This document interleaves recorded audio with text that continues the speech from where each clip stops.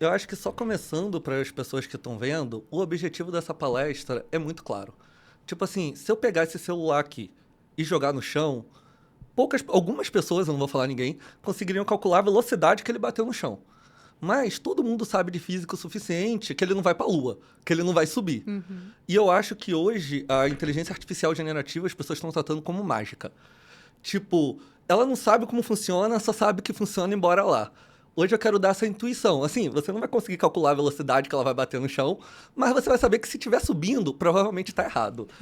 Muito bom. E conta mais um pouquinho sobre você, fazendo aqui a sua audiodescrição. Meu nome é Henrique, eu sou um homem branco, careca, de barba, mas eu gosto que, se fosse me imaginar como um Vin Diesel de barba, eu tenho mais de 6 anos de experiência com inteligência artificial.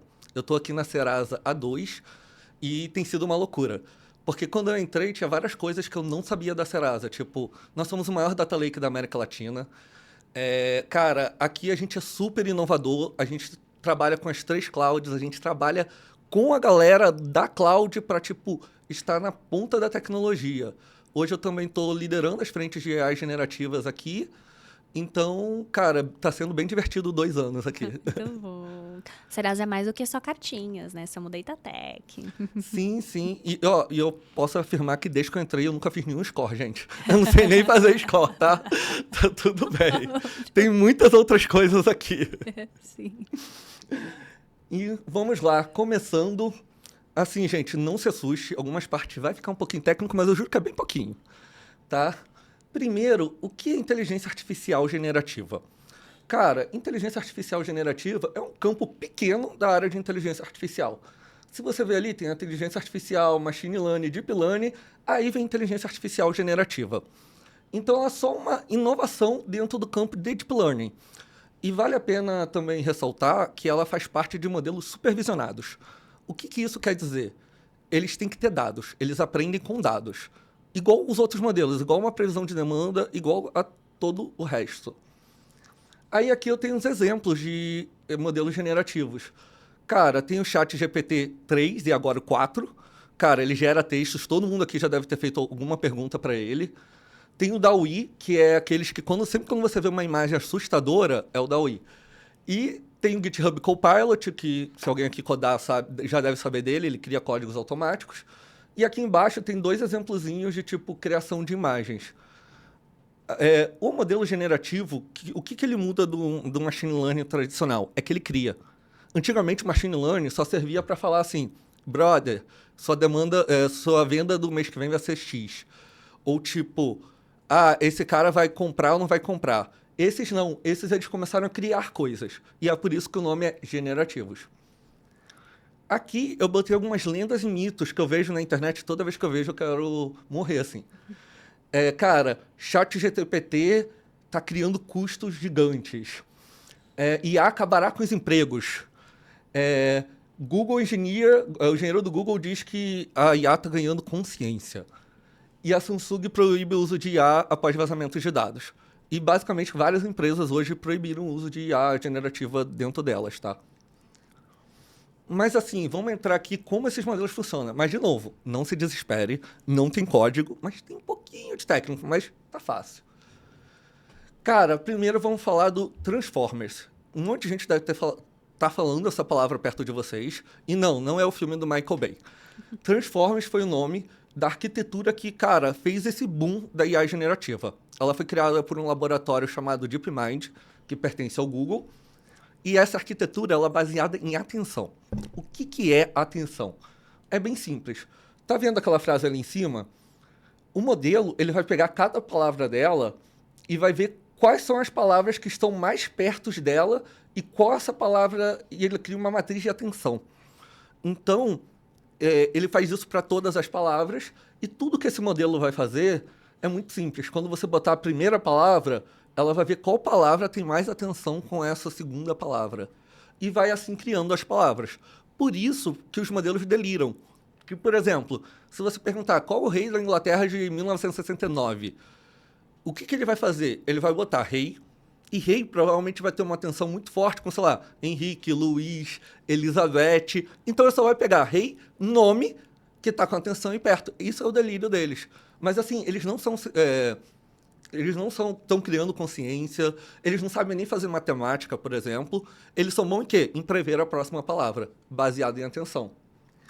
E a segunda coisa que vocês devem ver muito é essa parte de reinforcement learning para human feedback. Todo mundo fala isso. O que é isso? Isso que fez o chat GTP3 ser muito, muito bom. Que, tipo assim, a arquitetura você viu que era no Google. Então, por que a OpenAI que dominou essa treta? Por causa disso. Um modelo de reinforcement learning, na real, é um modelo bem burro, tá? Ele não aprende com dados e ele só aprende na base de tentativa e erro. Toda vez que ele acerta, você dá um ponto. Toda vez que ele erra, você dá uma punição. Aí o que eles fizeram? Eles botaram um modelo desse para melhorar o modelo Transformers. Então é por isso que deu esse boom, porque toda vez que alguém fala com o chat GTP alguma coisa, ele tá aprendendo baseado se o cara gostou ou não da resposta. E isso que deu muito poder para eles. E pensa assim, todo mundo que já programou sabe que o problema é sempre o usuário, né? Você pensa na coisa bonitinha, certinha e tal, aí chega o usuário e fala, vou clicar nesse botão 10 vezes e quebra tudo. Esse modelo tá para não deixar quebrar. E é esse que foi o pulo do gato deles. Mas é isso, sempre que você escutar reinforcement learning, aprendizagem por reforço, tudo mais, pensa nesse bonequinho batendo de cara. É isso que ele está fazendo, tá? Só que no caso do texto, ele vê relevância. Pô, isso daqui foi relevante para você? Um pontinho a mais. Ah, isso daqui tá meio tosco? Um pontinho a menos. E ele vai mudando o modelo Transformers quase que online. Aí agora vamos assim, como treinar a Generative AI para o seu uso case? Porque aqui, cara, todo mundo aqui, ou a maioria das pessoas deve trabalhar em empresas, e a gente quer usar isso pra gente, né? A primeira coisa é, quão grandes são esses modelos, tá? Cara, o chat GTP4, ele tem 1 trilhão de parâmetros. E ele foi treinado em mais de 100 milhões de documentos. O Llama 2, que é o modelo do Meta, ex-Facebook, são 70 bilhões de parâmetros com 2 trilhões de palavras. O Falcon novo que saiu são 180 bilhões de parâmetros com 1,5 trilhões de palavras. Só para você ter uma noçãozinha, a cada 1 bilhão de parâmetros é 4 gigabytes de GPU. E não é de memória, é GPU, que é muito mais caro, que a galera usa para Bitcoin, entre outras coisas.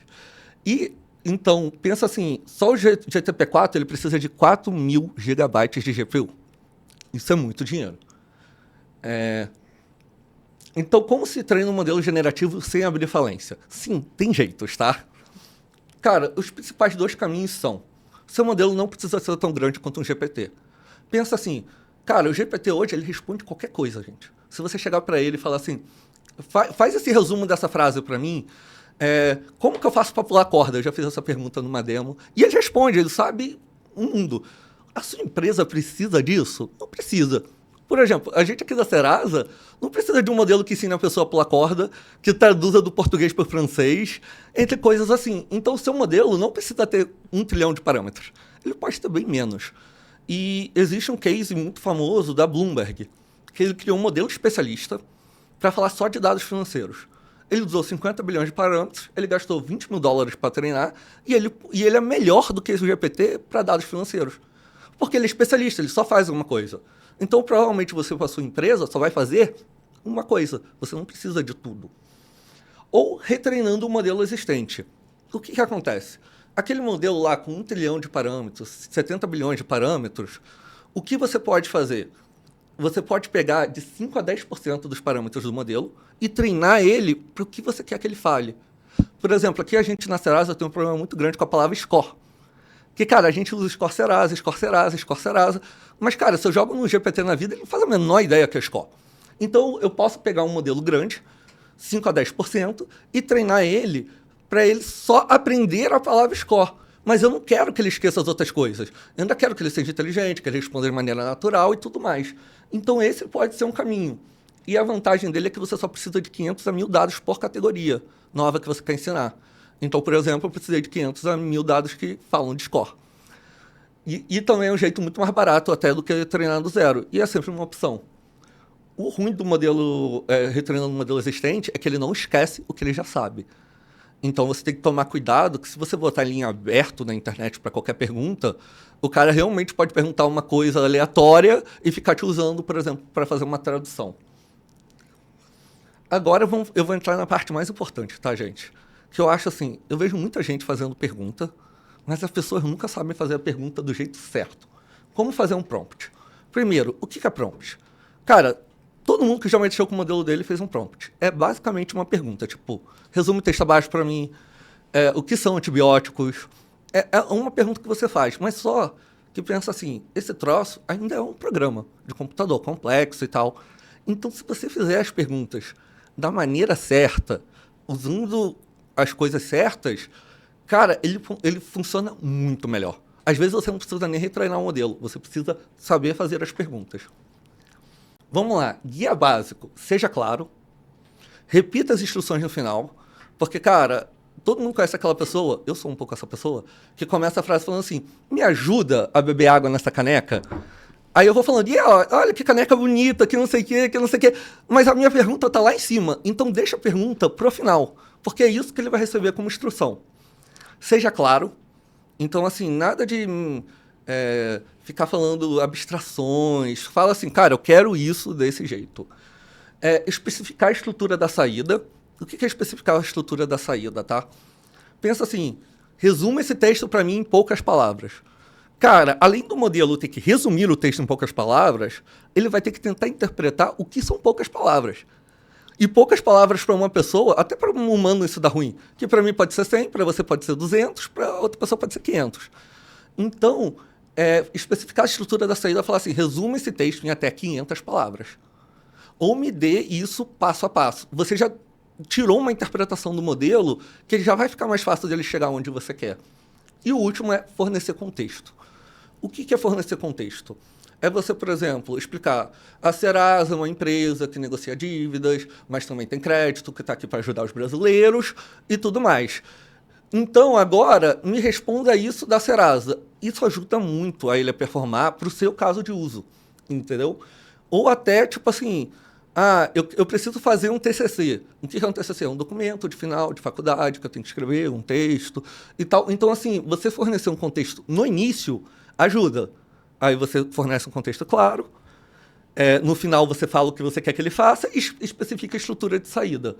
Cara, se vocês fizerem isso até, assim, de zoeira, vocês vão ver que melhora bastante. Mas existem umas técnicas mais formais de prompt, tá? Essas são as 2 ou 3, porque a primeira são várias, que são as mais famosas. A primeira é o Zero Shot e o N Shot. O que é o Zero Shot e o N Shot? É você dar exemplos. Então, se você vê ali, eu boto assim, classifique o sentimento da frase abaixo. Que dia lindo, positivo. O tempo está horrível, negativo. Estou animado para esse final de semana, sentimento 2 pontos. Que aí o modelo, ele vai ver os exemplos acima, então ele sabe que ele vai ter que botar um positivo e um negativo ali embaixo. O Zero Shot é quando você só faz nenhum exemplo. Você bota frase e sentimento. O N Shot é quando você faz N exemplos. Então, nesse caso, isso é um N Shot. Tem gente também que chama de Few Shot, que são poucos exemplos. Mas é tudo a mesma teoria, tá? Só muda a quantidade de exemplos que você dá. E a segunda, que é uma coisa que eu acho mais doideira, que é muito legal, que é o da linha de pensamento. Que é, você bota aquela frasezinha ali, cite fontes e forneça justificativas antes de compartilhar a resposta final. Ou você pode botar, explique a resposta final. Quando você bota isso na sua instrução, além dele dar a resposta tipo positivo, ele vai te dar toda uma explicação do que ele chegou para chegar nessa conclusão. Isso é muito bom, até para você ver se ele não está delirando, para você ver se faz sentido a linha de pensamento dele e tudo mais. E o melhor, você pode misturar as duas. Então você pode botar um exemplo de linha de pensamento com as explicações e depois você bota a pergunta e explicando a explicação, tá? Assim, jovenzito, se você estiver fazendo Enem, não faça isso, tá? Mas dá para fazer. E o final são caracteres especiais. Cara, essa é uma coisa que eu vejo pouquíssimas pessoas falando, tá? Mas isso pra mim, tipo, muda tudo. O que acontece? Quando os caras treinam esses modelos, eles têm a mania de botar caracteres especiais para representar coisas. Como, por exemplo, no Llama 2, ele tem esse cis. O que quer dizer esse cis? Quer dizer que tudo que tiver dentro de cis é o contexto. Então, ele já não vai confundir um contexto com o que você quer. Que às vezes você pode botar um contexto, ele achar, pô, é esse contexto que eu tinha que explicar? Não, ele vai saber, aquilo é contexto. E tudo que tiver dentro do inst é instrução. Então você bota o contexto todo dentro do SIS, um SIS no início, um SIS no final, depois você bota a instrução. Então agora resume isso para mim. E ele funciona assim muito melhor. Muito melhor.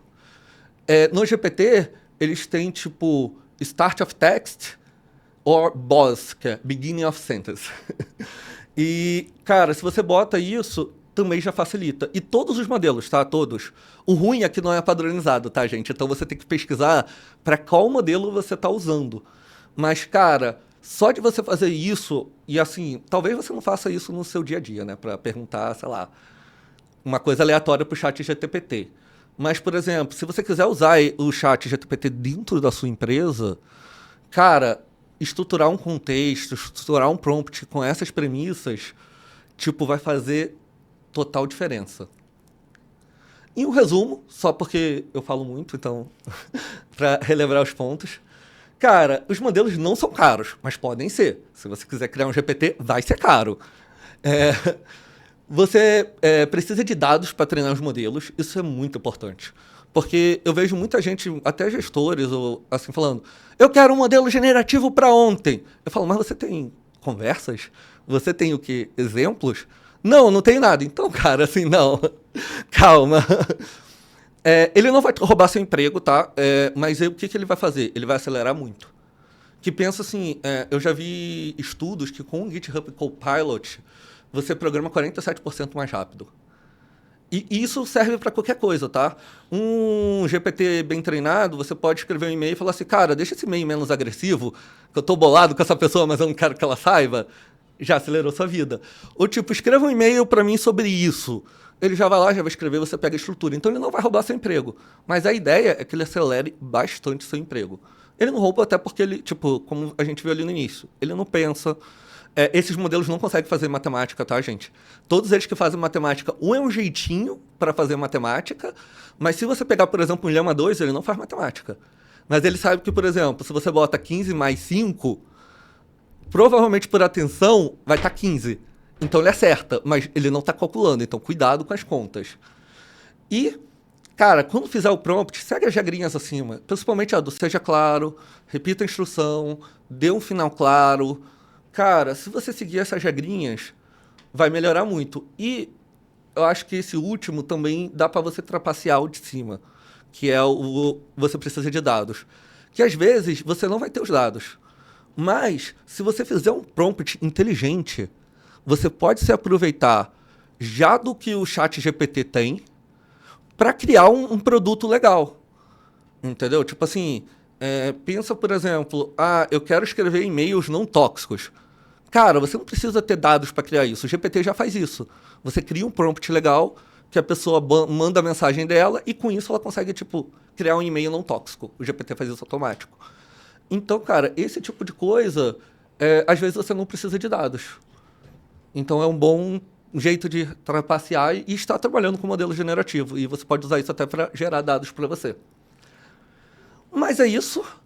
Tem alguma dúvida aí? Temos algumas dúvidas aqui, Henrique. Primeira, como eu escolho se devo treinar um modelo do zero ou fazer um fine tuning? Cara, eu gosto de, sim. No meu caso, eu sempre começo pelo fine tuning para ver se o que eu estou fazendo faz sentido. E é mais rápido e é mais barato. Para treinar o seu modelo, eu acho que tem algumas escolhas. Que é tipo assim, eu tenho esse budget de $20 mil. 2, eu tenho os dados que muita gente não vai ter esses dados. E 3 eu realmente não consegui resolver com fine tuning, que é mais fácil. Então, assim, se você tiver nessas 3 situações, parte para briga. Mas se não, é melhor começa pelo fine tuning. Na real, começa pelo prompt, vai pro fine tuning, aí se não der, você vai pro treinar o modelo. Muito bom. E quais modelos você recomenda testar se você fosse começar um use case agora? Sim. Olha, depende do que você tem na sua empresa, tá? Se você estiver usando a cloud da Azure, o GPT.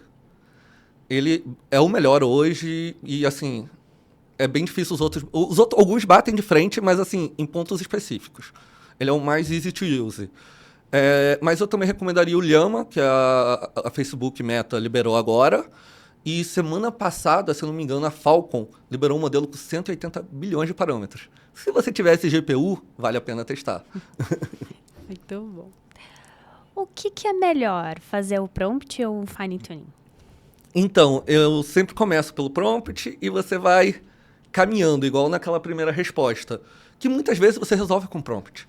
E, assim, se tiver algum cientista de dados aí, vocês vão saber. Às vezes, você achar o dado, limpar o dado, estruturar o dado, vai dar muito mais trabalho. Então, e eu tenho essa teoria do menor esforço possível, que é, valida a ideia.